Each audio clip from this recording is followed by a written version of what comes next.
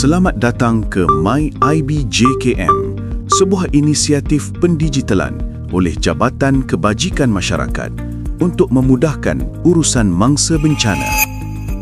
Aplikasi ini mempunyai beberapa fungsi utama.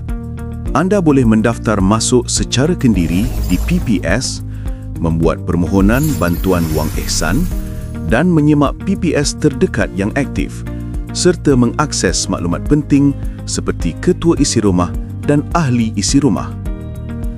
Setiap ciri direka untuk menjimatkan masa dan meningkatkan kecekapan.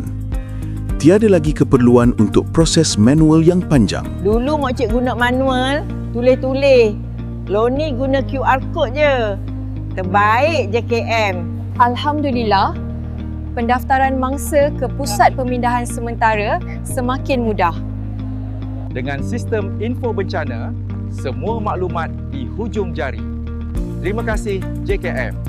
MyIB-JKM, transformasi digital dalam pengurusan mangsa dan bantuan bencana. Mudah dan cepat.